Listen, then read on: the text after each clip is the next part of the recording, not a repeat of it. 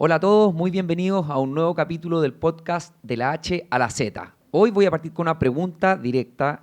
Vero, ¿cómo estáis? Muy bien, Juan. Qué bueno. ¿Humanista o científica? Humanista todo el rato. Tengo el orgullo además que me gané el premio en la educación media, el mejor humanista, así que muy contenta con mis humanidades, pero siempre reconociendo la importancia de los números. No me alejo de eso. ¿Y tú? Qué bien, qué bien. Bueno, yo me considero más científico.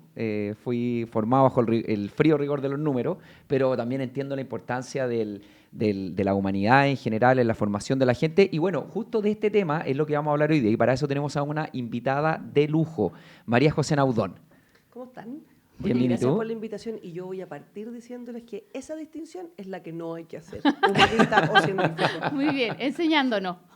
Esa es la que no hay que hacer, porque la verdad es que esa distinción, no en el caso de usted, pero muchas veces se reduce al que le gusta leer o al que no le gusta, el que es bueno para Es los verdad. números o al que no. Claro. O sea, es una decisión o una binaria. categorización muy binaria, Claro. pero muy superficial en términos generales. Y uno debería pensar que lo que se requiere es la integración. O sea, hay que integrar la ciencia con las humanidades porque esa integración es la que es transformadora. Esa integración es la que permite abordar con complejidad los problemas que hoy día surgen. Qué buen punto. Bueno, yo soy Notable. cientista político y en la ciencia política se integra bastante eso, debo decirlo. Lo que Oye, tú dices. Claro, se integra porque además, mira, los fríos números dejan de ser fríos cuando están de alguna manera amparados por las cálidas humanidades, ¿verdad? Y las cálidas humanidades adquieren un rigor, si uno Claro. quiere, o permiten una mirada distinta cuando están integradas a los números. María José, tú fuiste muy crítica, entraste de lleno en el debate de la humanidad que partió Sebastián Edwards, siendo muy provocativo, diciendo que él cerraría todas las becas Chile que tienen que ver con humanidades. Y planteaste en una entrevista que, si bien compartías el hecho de hablar de esto, no te gustaba el abordaje que hizo Sebastián Edwards a este tema. ¿Puedes ahondar un poquito más en eso? ¿Cuál Si quieres crees te tú acá recuerdo que- la frase de Sí, Sebastián dale, Edwards. Vero. Dijo, lo leo para no equivocarme, yo cerraría casi a cero las becas Chiles en humanidades por 10 años y daría solo becas Chiles a ingenierías aplicadas. A ver, lo primero, yo creo que tenemos que agradecerle la provocación a Sebastián Edwards, porque estamos hablando de un tema que estaba absolutamente invisibilizado y hubiera sido imposible llevarlo a la prensa o al debate público, y creo que eso siempre es una cosa relevante. Es cierto. Ahora, yo distinguiría niveles del debate en la afirmación de Sebastián Edwards. Entonces, quizá pensarlo en 4 preguntas. ¿Cuál es el valor de las humanidades? Yo creo que en el debate general quedó muy claro que tiene un valor muy relevante, ¿verdad? Y que por lo tanto las humanidades no son un área del conocimiento que haya perdido valor, sino que más bien es un área del conocimiento, en eso podemos después conversar más, que ha ido ganando valor. ¿En qué sentido? En el sentido de que en el mundo del desarrollo tecnológico o en el mundo de la inteligencia artificial se va a requerir de lo humano para, entre otras cosas, abordar, por ejemplo, problemas éticos que van a nacer justamente del uso de la inteligencia artificial. Entonces, cuando uno piensa en las humanidades es la reflexión respecto de lo humano. La pregunta propia de las humanidades es ¿quién soy? Así como la pregunta propia de las ciencias sociales es ¿quiénes somos? Y esas 2 preguntas, me parece a mí que no solamente han sido relevantes en todo el desarrollo de la humanidad, sino que siguen hoy día siendo igual o más relevantes. Yo creo que ese es un debate. El segundo debate es si efectivamente están o no las humanidades capturadas en las universidades por ciertas miradas ideológicas. Ese es un debate diferente. Y yo creo que la respuesta es sí, ¿verdad? O sea, es verdad que en algunos lugares, fundamentalmente en Estados Unidos, en Chile lo hemos visto menos, pero es un fenómeno que uno podría esperar perfectamente que a Chile llegara. O sea, sería absurdo negarse a esa posibilidad. Las humanidades han estado, digamos, capturadas por ciertas miradas ideológicas. Y es lo que nosotros llamamos el fenómeno de la cancelación, ¿verdad? Y sabemos de uno y más, digamos, profesores, universidades, donde los académicos no pueden decir ciertas cosas, donde los académicos corren riesgos muy importantes, donde han sido expulsados de las aulas, digamos, por mantener María José, ciertas perdona, posturas. pero ¿no es un poco lógico que ese debate, esa discusión se dé justamente en las carreras de humanidades? Es que por supuesto que es así. Claro. Y yo creo que el asunto es que frente a eso Se requiere más debate, más humanidades, Más más discusión, argumentación, no claro. menos. Porque la Exacto. pregunta lógica es, a ver, imagínate que suspendamos las becas durante 10 años. ¿Cómo nos imaginamos 10 años después? Vamos a terminar peor. probablemente. Igual o peor, ¿verdad? Entonces, no parece ser una solución. Perdona que te interrumpa, María José, y desde una perspectiva histórica, ¿este fenómeno de la cancelación, tú lo ves como algo nuevo o siempre en la historia del ser humano han habido, en el fondo, esta tensión por imponer una visión, por tratar de acallar a las minorías o al que piensa distinto a mí, o tú sientes que es algo totalmente nuevo, un fenómeno propio de la modernidad al que no estamos preparados para No, yo te diría para que hacerle en frente? parte los seres humanos tenemos una tendencia natural a querer imponer nuestra manera de ver el mundo. Eso uno lo puede ver, ¿no es cierto?, a lo largo de la historia. Sin embargo, creo que hoy día hay una exacerbación que tiene que ver con el contexto, ¿verdad? Y ese contexto tiene que ver con una mirada de izquierda, ideológica, que se fija o que pone el foco más bien en las identidades que en la identidad general. Porque ahí hay una diferencia fundamental. Y es que la discusión, ¿no es cierto?, hasta, no sé, 50 o 100 años atrás, tenía que ver más bien con verdades generales, verdades de aplicación general. Hoy día estamos viendo una discusión que tiene que ver con identidades particulares. Y eso es un cambio en el discurso, ¿no? No es igual, ¿verdad? O sea, quizás es la misma tendencia humana, pero puesta en un contexto que exacerba o intensifica el fenómeno. Perfecto. Sí, no, me quedé pensando lo que tú decías también, porque nosotros históricamente en Chile, uno podría remontarse, no sé, a la época de la dictadura, ¿no es cierto? Cuando uno veía las imágenes, bueno, yo soy más vieja, Juan, no, a lo mejor no las veía tanto las imágenes, pero yo me acuerdo de repetirse esas imágenes de lo que se llamaba el piedragógico, ¿no es cierto?, donde se producían esas batallas campales, pero yo siento que es exactamente lo que tú dices, que era en un contexto mucho más general, o sea, pensando en algo mucho más amplio. En cambio, ahora estamos como en lo microscópico, en eso bien identitario que no sé si nos puede llevar a algo. O sea, si vamos a avanzar, si eso tiene solución. Porque finalmente son nichos que yo me imagino que tendrán que permanecer ahí de alguna manera por marcar su posición. Es que eso que tú estás diciendo, Vero, es una pregunta que es una pregunta para las humanidades y las ciencias sociales. Y es que si existe la posibilidad de llegar a verdades de aplicación general en un mundo de identidades, ¿verdad? Yo creo que sí. Y yo creo que uno de los elementos relevantes de la discusión de las humanidades es que hay que volver a poner sobre la mesa que sí podemos tener conceptos, contextos y verdades generales. Eso no quiere decir que yo invisibilice grupos que a lo mejor Correcto. tengan identidades específicas. Pero no es incompatible pensar en verdades de aplicación general, en el bien común, por ejemplo, con las identidades particulares. Y además, yo creo que hay un elemento como que es importante precisar, porque la cancelación lo que hace es silenciar las voces disidentes, por decirlo, ¿no es cierto?, en términos como sencillos. No hay nada más lejano a las humanidades que eso. Las humanidades lo que buscan es el cuestionamiento, las preguntas, la reflexión, la argumentación, el pensamiento crítico. Y eso es exactamente la antípoda de silenciar o de acallar. Entonces, ¿qué es lo que uno debería hacer? Debería empezar a exigirse más. ¿Para qué? Para argumentativamente, para racionalmente, no solo emocionalmente, argumentar, expresar o justificar distintas posturas, entendiendo que, al menos en democracia como vivimos hoy día, ¿verdad?, o como esperamos o queremos vivir hoy día, lo que es necesario es gestionar bien el disenso. Pero los seres humanos somos distintos, somos contradictorios, y eso no está mal. Entonces, este afán por unificar, porque todos pensemos iguales, me parece a mí que está en la base del problema. Oye, María José, tú eres decana de una facultad de gobierno, de la Universidad Adolfo Ibáñez. Estás en contacto con los alumnos, con las mallas curriculares. Hace poco leímos una columna súper interesante, la comentamos, Vero, de la Loreto Cox, en donde ella ponía ciertos datos sobre la mesa para ver qué tan desarrolladas están las humanidades, y el panorama era un poco para llorar. O sea, por ejemplo, prueba PISA, que se le toma a los estudiantes de 15 años. Solo un 2,5% de los estudiantes tiene habilidades críticas para poder analizar críticamente un texto. Y yendo después a las carreras universitarias, ella plantea que un 99% de las carreras son científicas y no humanistas. Y el 1% de carreras humanistas tenía muy pocos cursos de formación humanista. ¿Cómo ves que está preparado el sistema educativo chileno, tanto educación primaria, secundaria como universitaria, para hacer frente a este desafío? Porque en lo que va del programa, yo creo que está súper claro que las humanidades es una piedra elemental de la formación de ciudadanos, en el fondo, bien preparados.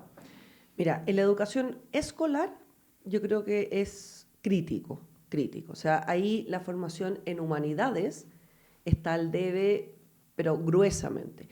Pero yo creo que, ojo, no son las humanidades. O sea, en general, uno mira la educación en Chile y es una educación que está al debe en muchos contextos, también en la ciencia, también en las matemáticas. Y yo te diría que, si yo lo pudiera resumir en algo, no le estamos enseñando a los estudiantes a pensar. Los estudiantes que muchas veces recibimos en la universidad son estudiantes que no solamente tienen, digamos, como algunas limitaciones específicas en la comprensión de lectura, en las habilidades de expresión oral y escrita, y eso que en la universidad donde yo trabajo recibimos estupendos estudiantes, o sea, con muy buenos puntajes y de muy buen nivel, sino que están mucho más preparados para repetir, para gastar mucho tiempo en lo que el profesor cree, que para él elaborar su propia estructurar teoría. su propio pensamiento. Claro. Entonces, si tuviera que poner una metáfora que yo siempre la expreso así, son surfistas, van por arriba, pero no son buzos tácticos. Y un verdadero pensador, o sea, una cabeza bien amueblada es la de un buzo táctico, que es capaz de observar, mirar las variables, ver las lógicas, claro, el contexto, integrar, ser sanamente escéptico, cuestionar tus propios puntos de partida, no para no tener convicciones, al contrario, pero para volver a ellas con renovada energía una vez que tú las has puesto en cuestión, porque sabemos que no todos los argumentos son válidos, que hay unos que están mejor construidos que otros, que hay estructuras argumentativas que se sostienen mejor que otras, y eso yo lo veo muy débil. En la universidad creo que el problema está no solamente muchas veces en la formación específica, sino que es lo que partíamos conversando. O tú eres humanista o tú eres científico. Entonces tú estás estudiando ingeniería, te parece una perfecta inutilidad un curso de historia o de literatura, y por el contrario, si tú estás estudiando, no sé, literatura, te parece que es casi agresivo que alguien te exija un razonamiento matemático. Y esa distribución, digamos, como en las esquinas de las humanidades y la ciencia, no solamente me parece perjudicial, sino que es todo lo contrario que necesitamos para abordar los desafíos del mundo de hoy, un futuro humano, pero además laboral, donde no sabemos cómo nos vamos a desplegar y por tanto vamos a necesitar una multiplicidad de herramientas, claro, para poder abordarlo. Claro. Pero he visto, yo no le voy a hacer propaganda a ninguna universidad, yo tengo 3 cabros jóvenes, bueno, uno ya egresó, pero 2 van a la universidad, distintas universidades, y he visto un poco ese esfuerzo que tú señalas, porque claro, no son los ramos troncales, como dicen ellos, pero están obligados a tomar ramos que no tengan nada que ver con lo suyo. Y me parece muy valioso, justamente pensando en lo que tú comentas, digamos, poder ampliar un poco el mate, ¿no es cierto?, que la cabeza queda amoblada de distinta manera con otras cosas. Entonces, creo que eso también es un buen paso. No sé si será algo generalizado, no sé si es una voluntad que existe en todas las universidades, no conozco, menos en los colegios, donde generalmente el que es distinto quiere pensar distinto, démosle algo para que se quede tranquilo, no es precisamente escuchémosle e integremos su opinión diferente, pero yo veo ahí un pequeño esfuerzo. O sea, nosotros no quiero hacer publireportaje, pero en la Universidad Alfredo Ibáñez, donde yo trabajo, no solamente es un esfuerzo, es una decisión. Todos los estudiantes tienen entre 10 y 18 asignaturas de artes liberales, que en el fondo son historia, literatura, ciencias sociales, arte, filosofía, integradas en su carrera y integradas con el mismo peso o con la misma relevancia que tienen sus ramos profesionales. Y esto es porque nosotros estamos ciertos y seguros que el profesional que va a tener que desenvolverse en 5, 10 o 15 años más va a requerir de lógicas distintas para poder afrontar sus desafíos. Entonces, por ejemplo, un ingeniero comercial que está desarrollando un proyecto, un negocio, no le basta la planilla Excel para saber si va a ser exitoso o no. Ese negocio tiene que desenvolverse en un contexto cultural.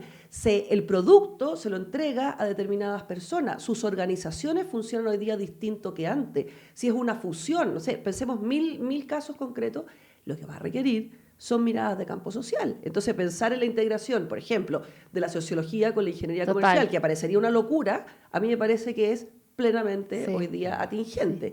En Europa, la mayoría de los crecimientos de las universidades son a partir de dobles títulos. Es decir, tú estudias Historia y Relaciones Internacionales, estudias Derecho y Comercial, estudias Filosofía y Derecho, Ciencia Política y Derecho, porque obviamente se requieren esas complementariedades para afrontar los desafíos profesionales de hoy día. Oye, súper interesante, yo creo que estamos todos de acuerdo. Ahora la pregunta es la siguiente. ¿Basta hacer el esfuerzo solo en las universidades o ya las brechas que traen los niños del colegio son insalvables? Porque yo creo que aquí, y los estudios un poco te muestran que el proceso de aprendizaje es acumulativo y si tú no adquieres ciertas competencias en edades tempranas, es muy difícil adquirirlas después. Entonces, ¿en qué pie quedan los estudiantes de primer año de universidad cuando traen una educación escolar súper mala? En muy mal pie. Con una mochila vacía. En una mochila vacía. Y eso, además, tiene una cosa dramática porque a medida de más, o sea, de una clase social más baja, de una formación peor, la mochila viene menos arropada, porque también es verdad que el capital cultural no solo se adquiere en el colegio, se adquiere en la familia.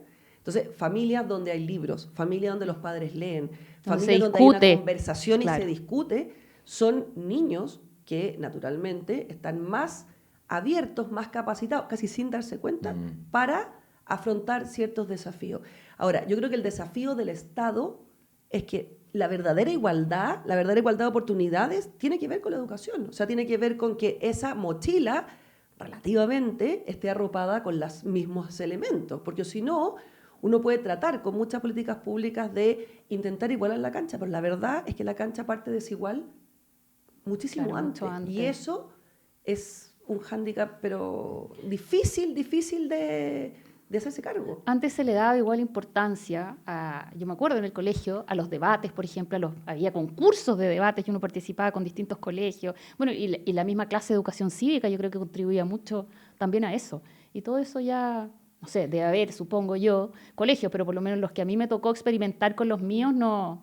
Sí, muy de acuerdo. Eso ya no se daba. Y lo otro, Vero, complementando lo que tú dices, yo creo que aquí hay un rol de la familia, entendida en el amplio espectro, que hay un déficit ahí, creo yo, de incentivar a la discusión. Yo creo que en Chile en general somos malos para analizar un tema, discutirlo desapasionadamente, incorporar distintas visiones, generalmente, y eso pasa muchas veces en la familia. Pero si ahora los papás discuten con el celular. O sea, bueno, yo he leído que los cabros dicen, ya, pero ¿de qué voy a hablar con mi papá si cuando llego a la casa mi papá, hola, ¿cómo está? ¿Cómo te fue? La típica pregunta, ¿no es cierto? Como el desde, ¿cómo te fue? Ya, pero el papá o la mamá están conversando con el celular y discutiendo en Twitter con el celular, pero no con tu hijo. O sea, no es un diálogo. Decir eso, claro. Pero, no es en la mesa. Y Juan, es imposible, o sería muy naif, sacar toda esta discusión del contexto general que tiene que ver con la irrupción de la tecnología. O sea, aquí tenemos una sociedad, no en Chile, sino que en términos generales, que sus formas de relación cambiaron.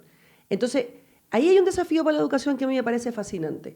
Cuando se produce un cambio epocal tan grande como el que tenemos hoy día, la educación debe reflexionar respecto de aquellas cosas que va a incentivar y aquellas o que va a intencionar y otras cosas que va a dejar pasar. Entonces, por ejemplo, uno podría decir, la lectura y la escritura. Es verdad que el ChatGPT hoy día te puede entregar resúmenes extraordinarios de todos los libros que existen. Y es verdad que tú le puedes dar 3 instrucciones y te puede dar un texto, no más extraordinario, pero medio. Ayuda. Ay, sí, pero salva, medio, bastante. Sí, 5-5, o sea, ni siquiera 3, 5-5, de lo que tú le pidas. Entonces la pregunta de base es, ¿vamos a dejar entonces vamos a dejar de enseñar a leer o de fomentar la lectura y la escritura? A mí me parece que no.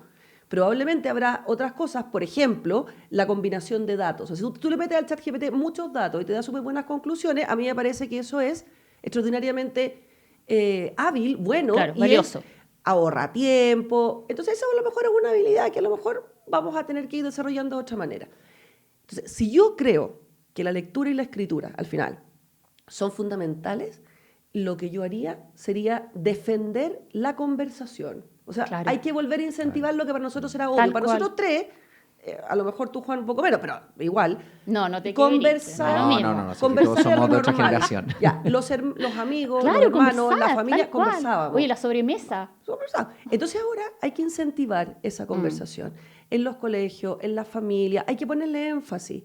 Porque la conversación, y esto es súper interesante, la conversación produce 2 fenómenos. Uno, que es el de la empatía real con el otro. O sea, yo solo me puedo hacer cargo de tus dolencias, de tus alegrías o de tus preocupaciones si yo realmente converso contigo. Pero al mismo tiempo, y quizás más importante, la conversación permite el ejercicio de autoanálisis. O sea, solo cuando yo hablo con otros y veo tu realidad, soy capaz de traerla hacia mí mismo.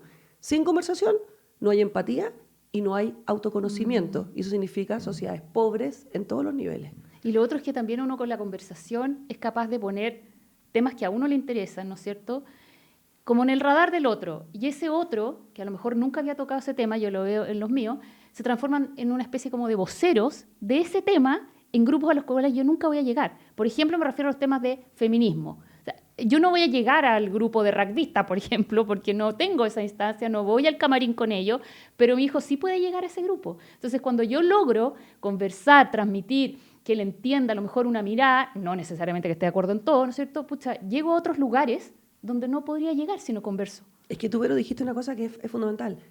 Sin importar que no esté de acuerdo en todo. Es que no vamos a estar de acuerdo en todo. Entonces, la importancia, creo yo, es no establecer al que no piensa como yo como mi enemigo. Ese es el desafío. El Claro. que no piensa como yo, simplemente Es no distinto piensa nomás. como yo. Claro. Listo, ya Tal está. cual. Y la exigencia va a ser que para plantear su argumento y yo para plantear el mío, construyamos digamos, un fundamento crítico, ¿verdad? Y yo pueda expresarlo y tú puedas recibirlo. Otra cosa es cómo tú lo ponderes, si lo tomas o no. Pero la diferencia no tiene por qué ser agresiva. Hoy día estamos en un mundo donde la diferencia totalmente, es agresiva. claro. Es que En creo contra, yo, hay, a favor o en contra. estamos abordando mal, creo yo, los temas, la manera de abordar la discusión, porque muchas veces lo que tenemos implícito es tratar de imponer nuestra visión o tratar de que todos lleguemos a pensar igual, y obviamente eso no creo que sea el caso, sobre todo cuando uno quiere fomentar los ideales liberales, ¿no es cierto? Y Que el fome, liberalismo- además, el que liberalismo se pensemos todo basa igual, en ¿no? tal cual, el mundo sería muy fome. Hoy está súper interesante esta discusión, yo creo que nos daría para muchos capítulos más, pero me gustaría avanzar y hablar de bien. contingencia. ¿Vero, te tinca? Ya, perfecto. ¿De Bueno, qué vamos a hablar, Juan? Bueno, yo creo que hay, Hay un harto. hay mucho, pero me gustaría hablar básicamente de las tensiones que estamos viendo hoy en día del oficialismo con sus socios estratégicos, que es el Partido Comunista, y en particular un caso puntual que pasó, creo yo, la semana pasada, a propósito del allanamiento de Villa Francia. Escuchamos y leímos a la María José, que fue muy crítica del actuar del Partido Comunista, porque básicamente está perdiendo sus credenciales democráticas al cuestionar el uso de la fuerza, el uso legítimo de la fuerza por parte del Estado. María José, cuéntanos un poco cómo ves esta relación entre el Partido Comunista y el oficialismo, las últimas... ¿Y a raíz de qué también? Porque a lo mejor algunos de los que nos están escuchando no saben muy bien por qué surgió esta última polémica esta semana, a raíz de qué, el hecho puntual. Claro. Oye, y esto es muy de profesora, que es como ir hilando las ideas, pero yo creo que es el mismo marco que estábamos hablando. Uno tiene que establecer en democracia ciertos marcos que no se pueden traspasar. Dentro de ese marco podemos convivir legítimamente en las diferencias. Entonces, el marco es el siguiente, ¿verdad? Hubo un operativo en Villa Francia donde se encontraron en un comedor social y en una radio un montón de armas, un verdadero arsenal, ¿verdad? Así lo calificó la ministra. Tal cual. O sea, Del estoy usando las Interior. palabras textuales de la ministra. Y ese operativo fue puesto en tela de juicio por el Partido Comunista. Y su manera de ponerlo en tela de juicio tenía que ver con poner en cuestión la legitimidad de ese operativo. E incluso llegaron a decir, ¿verdad?, que esto de alguna manera iba en contra del derecho a la memoria y iba en contra también como del reconocimiento de ciertos actos que en dictadura existieron y que son obviamente condenables. ¿Qué es lo que yo me gustaría como marcar el punto? Es que yo creo que el Partido Comunista viene desde siempre, creo yo, pero en el último tiempo marcando ciertos énfasis que a mí me parece que no es posible de sostener en una democracia. O sea, cuando tú dices, mira, vamos a defender los resultados de un plebiscito en la calle, eso no es democrático. Cuando tú dices que la detención de Daniel Jadwe pone en jaque la vida en sociedad, y lo que hay ahí en cuestión es el Poder Judicial, tú no eres democrático. Cuando tú pones en jaque la capacidad que tiene el Estado para usar el monopolio de la fuerza, por supuesto con respeto a los derechos humanos, por supuesto con los marcos institucionales que existen, tú no estás respetando las normas de la democracia. Y por lo tanto, yo creo que aquí llegó el momento de distinguir entre una izquierda democrática, con la que yo personalmente puedo tener enormes diferencias ideológicas, de la manera en que se relaciona el Estado, de la tensión Estado-mercado, lo que tú quieras, pero que podemos tener legítimas diferencias y una izquierda antidemocrática que por tanto queda fuera de la cancha del juego democrático. Y eso, espero yo, que tenga un correlato dentro del Partido Comunista, porque al parecer ahí existen facciones que están en tensiones muy fuertes, unas que les parece que es dable respetar las normas de la democracia y otras que no, pero la tensión más compleja es al interior del gobierno, porque yo creo que tú no puedes ser un gobierno democrático si tienes un partido o un aliado tan fuerte como el Partido Comunista que es antidemocrático. Donde tienes 2 ministros además, bueno, Tres. tres, 2 en el comité político, Sí. claro, 3. Ahora, lo que yo creo como en lo positivo es que la reacción de la ministra de Interior fue clara, Sí. fuerte y sin matices. Contundente. Y incluso la declaración de la ministra Vallejo también fue contundente de condenar esta ambigüedad. Yo creo que ese es el lado positivo, pero el lado negativo es que seguimos teniendo un gobierno con un partido fundamental, fuerte, claramente antidemocrático. ¿En qué pie deja esta tensión que tú bien describes, María José, con respecto al último hecho de violencia? ¿Son más o menos cuántos, Vero? ¿Como 15 homicidios 15. en los Una últimos locura, 3 una días? locura, una Es locura. realmente una locura. 4 niños hace 2 días atrás, menores de edad, a eso me refiero. Una tragedia por donde se le mire. Nos damos cuenta de las pocas capacidades que tiene nuestro Estado para asegurar la seguridad. Entonces, ¿en qué pie, qué tan legítimo es que el gobierno impulse cambios en seguridad con esta tensión, con una facción que, como tú dices, se quiere ir por fuera y es capaz hasta de cuestionar el uso legítimo de la fuerza del Estado? Sí, la pregunta yo, María, es que ¿qué viabilidad tiene el gobierno de hacerse cargo de la seguridad con este lastre, por decirlo de alguna manera, ¿verdad? Porque yo no dudo de la intención de la ministra del Interior y el ministro Monsalve de querer hacerse cargo de la seguridad, no dudo de eso. No dudo de la legitimidad de sus intenciones. Sí dudo de la capacidad que tiene de tomar ciertas herramientas porque tiene este lastre atrás que tiene una convicción distinta de no solo de la acción del Estado, sino de la violencia como herramienta de hacer política. O sea, si tú crees que la violencia es una herramienta legítima para hacer política, obviamente la gestión de la seguridad tiene para ti otros paradigmas que para aquellos que creemos que no la tiene. Bueno, una lectura que uno podría sacar de eso que tú acabas de decir, María José, es la decisión del subsecretario Monsalves de sacar de sus asesores a Juan Andrés Lagos. Claro. Eso podría un poco también ser interpretado de esa manera. O sea, cómo yo avanzo por este lado, ¿no es cierto? Si me están torpediando. Si me están torpediando por aquí, desde adentro. Pero mira las últimas 3 semanas. O sea, el gobierno ha salido a hacerse cargo de polémicas internas muy relevantes que, por supuesto, le quitan capacidad, concentración, foco, credibilidad respecto de los temas que son realmente centrales. Además, no nos olvidemos de algo.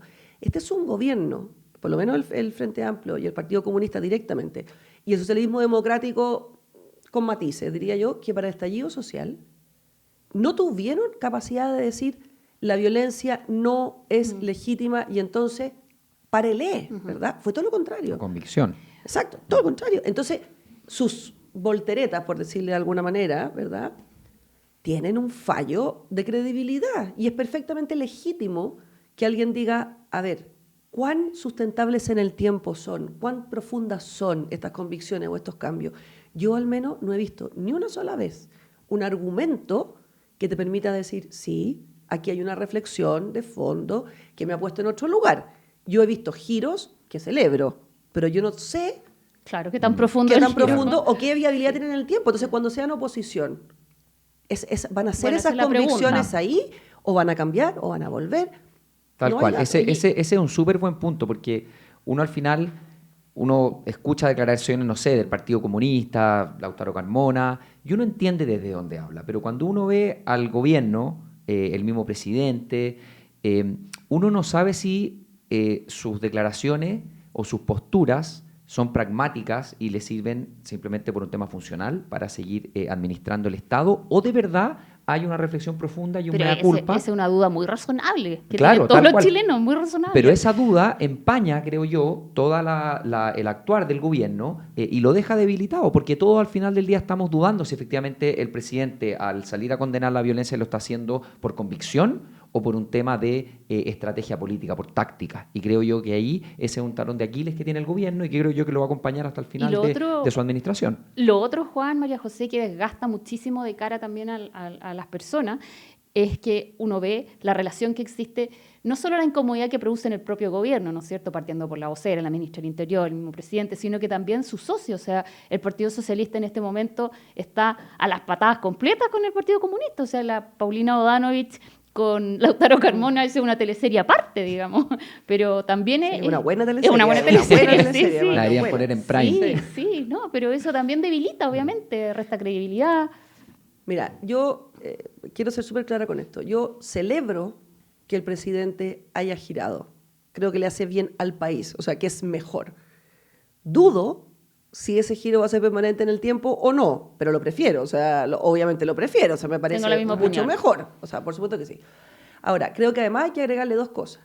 Cuando esa convicción al menos no es capaz de comunicarse con la fuerza que tiene, parecería, ¿no es cierto?, que está enredando la toma de ciertas decisiones que son más duras, que son más difíciles y que requieren una convicción más dura respecto de la violencia o respecto del ejercicio del monopolio de la fuerza del Estado. Entonces, estados de excepción constitucional parecerían ser más difíciles de pensarse como herramienta en contextos donde hay partidos como el Partido Comunista. Eso parecería bien lógico. Pero yo creo que hay otras dos cosas que hay que pensar. Y es que este es un gobierno que se ha instalado como un gobierno con dificultad en la gestión, como un gobierno no eficiente. Sí, ese es un buen punto. Y eso es también algo que afecta directamente a la seguridad. Es decir, uno puede pensar incluso que la evaluación ciudadana tiende a ser más, incluso a veces un poco injusta, ¿verdad?, por la sensación de que no hay la eficiencia que se requiere para abordar los problemas. Y lo tercero, que es muy complicado, esto para gobierno y oposición, es que hoy día la demanda ciudadana para la democracia es de resultados. Es decir, si no somos capaces de darle resultados, y digo somos, porque esto es el sistema completo, no solo el gobierno, si no somos capaces de generar resultados que las personas, los ciudadanos sientan, que afectan a su vida concreta, y en este caso la seguridad, por supuesto, es la prioridad, vamos a abrir, o estamos abriendo, la puerta a los autoritarismos, a los populismos o a soluciones que están fuera del marco democrático. Y esa es una responsabilidad del sistema completo, no solamente de grupos, digamos, unos o otros. Oye, hemos hablado de convicciones, hemos hablado de humanismo, y me gustaría ir, María José, ahora a la otra vereda, a la vereda de la centroderecha. ¿En qué pie ves el relato hoy en día de la centroderecha ante la irrupción de una derecha más extrema? A algunos no les gusta que le llamen derecha extrema, pero bueno, digámoslo. Más conservadora. Más conservadora, encarnada un poco en el Partido Republicano, y un poco cómo esta centroderecha hoy día se hace cargo de esa crítica que es un poco histórica, de que le ha faltado relato, de que no basta solamente con tener una buena gestión, y esto quizás con la figura del presidente Piñera se hizo muy potente en sus dos gobiernos, que era solo gestión y faltaba un relato. ¿Cómo ves hoy en día en pie el relato de la centroderecha ante una izquierda que está debilitada por todos los desafíos y todos los problemas que hemos mencionado? Mira, primero haría una precisión conceptual, ¿ya? Yo diría la derecha, no la centroderecha. Yo creo que lo primero que necesita la derecha para su relato es validar y celebrar la diversidad. O sea, la derecha tiene que hacerse cargo de que esa diversidad que, pensemos, va desde la UDI hasta Evópolis, por decirlo, pero que perfectamente podría abrirse, sin ser de derecha, pero a otros sectores más de centro, es un capital. ¿Y eso incluye al Partido Republicano, por ejemplo?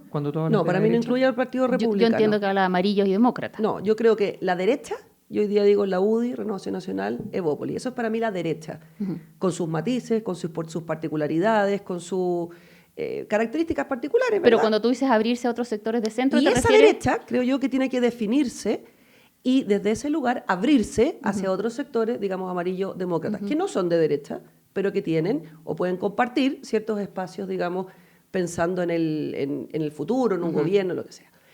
En el caso de republicanos, yo creo que hay que hacer una calificación distinta, porque aunque parezca, digamos que en ciertos lugares tenemos espacios comunes, que efectivamente puede perfectamente ser, yo creo que la distinción es que en política el fondo y la forma son igualmente relevantes. Entonces, aun cuando podamos tener ciertas convergencias de fondo, el ejercicio político de la forma es tan radical y tan distinto que yo creo que no permite esta asociación natural, digamos que a lo mejor a algunos les podría parecer. ¿Por qué? Porque en la lógica, y eso tiene que ver con el relato, ¿verdad? En la lógica republicana, el que no está conmigo está contra mí, ¿verdad? Es la lógica amigo-enemigo, es la lógica moralista de lo bueno y lo malo. Si no estás conmigo, estás contra mí y eso está mal. Y es la lógica de la unificación, o sea, ojalá todos pensemos de una misma manera. Yo creo que en democracia el pluralismo, la tolerancia, la diversidad Todo el valor. son fundamentales. Pero no solamente para tolerarlo, no solamente porque yo, está bien, dejo que tú existas. No, es porque en eso que es distinto hay un valor. Claro. Puede haberlo al menos. Y yo tengo que estar abierto a ese valor. Eso en política se llaman acuerdos. Eso en política se llama confluencias. Y yo creo que no es posible, no existe la posibilidad de un Estado sustentable en el tiempo que no esté abierto a lograr grandes acuerdos o amplios acuerdos. Entonces, volviendo al relato, ¿qué diría yo? Haría primero esas distinciones como conceptuales, ¿ya?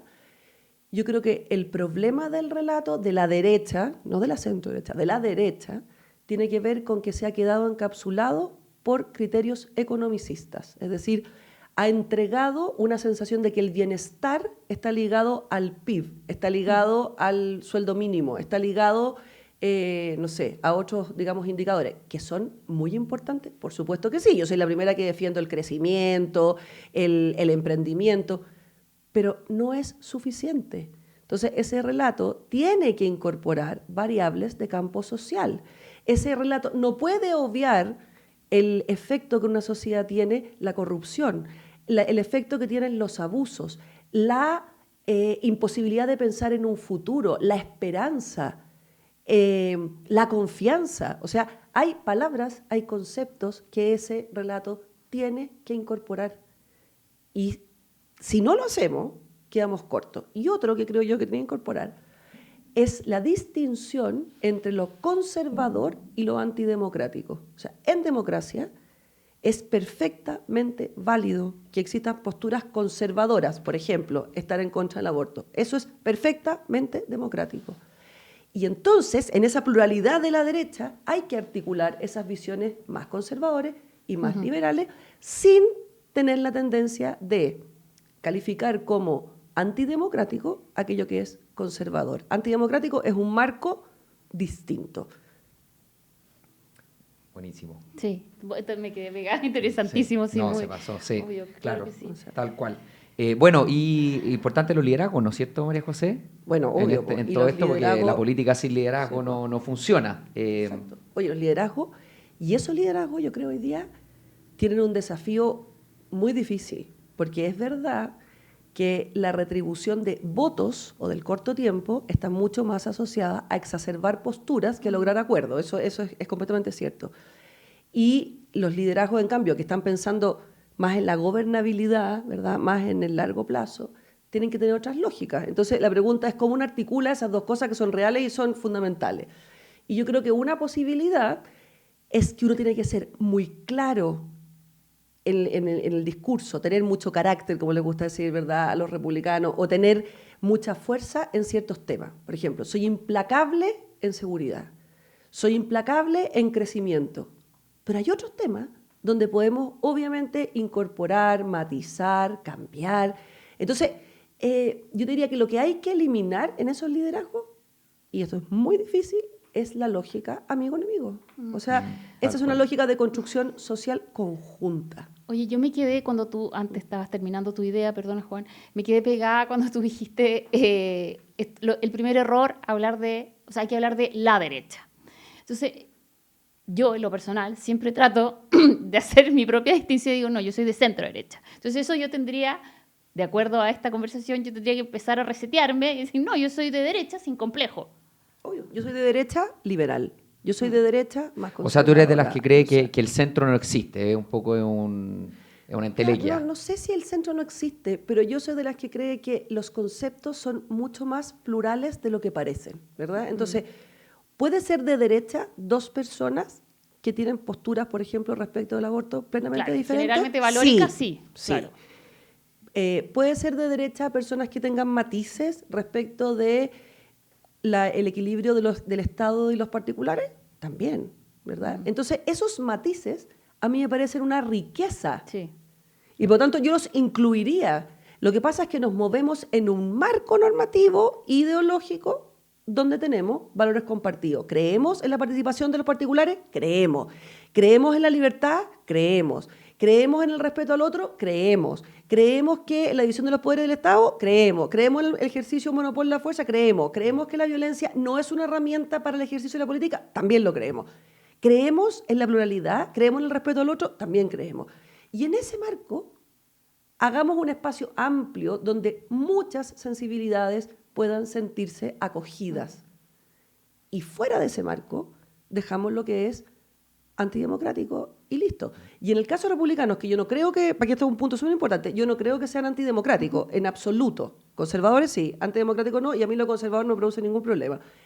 Pero sí creo que en la forma ahí hay una dificultad y una tensión que no podemos resolver tan Bueno, fácil. tiene que ver también con el liderazgo que decías tú. Sí, Con claro, liderazgo. sin duda, sin duda. Y además, ojo, hay otro apunto con el de, me pasa a mí con republicano, que insisto, perfectamente democrático, pero yo siento que el ejercicio que hace republicano muchas veces tiene que ver con algo que huele un poquito a populismo, que es simplificar lo que de suyo es complejo. Y hoy día los problemas son muy complejos y simplificarlo tiene votos, parece sencillo, pero cuando llegas al gobierno no parece serlo tanto. Otra cosa es con guitarra, como dicen. Claro, Como o sea, dicen por ahí. gobernabilidad es una cosa, vociferancia es otra. Es otra. Y eso para mí también es un marco. María José, se nos pasó volando el tiempo, pero Guau. súper interesante Hay que invitarla otra vez. De todas maneras. Feliz, pues, Sí. cuando quiera. Habrán- Esta es mi casa también, así pero que está, total, por supuesto. Así es, está. pues, así es. Sí. Directora horizontal, la María José. Gran aporte. No nos queremos ir antes, María José, sin tener alguna recomendación tuya. Nosotros los invitados que vienen generalmente recomiendan una película, un libro, alguna serie, de lo que sea. Así que Les feliz voy a de escuchar recomendar tu un recomendación. libro que tiene que ver con lo que hemos conversado, ¿ya? Que es un libro de Benjamín Labatut, que es un chileno, que se llama Maniac, el último libro de Muy bueno. Labatut. Y justamente lo que hace Labatut es una especie de fusión de la literatura, de la narrativa, en este caso, con la ciencia. Porque hace un libro, ¿verdad? Hace aparte un libro donde los protagonistas son científicos, relevando justamente esa complejidad, esa contrariedad, esa contradicción muy propia del ser humano, donde las cosas no son de un solo color. Entonces los avances científicos son extraordinariamente buenos, pero producen efectos éticos que pueden ser infinitamente complejos respecto al ser humano. Entonces las preguntas de, ¿tiene la ciencia que tener límites?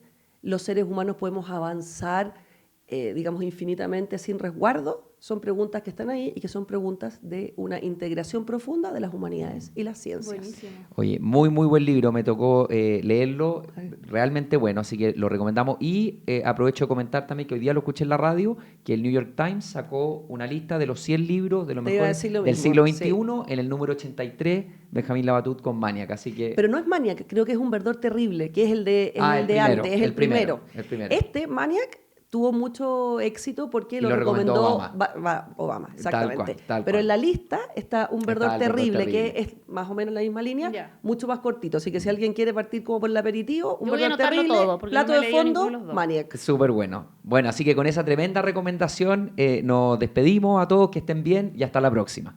Que estén muy Que bien. estén muy bien. Chao.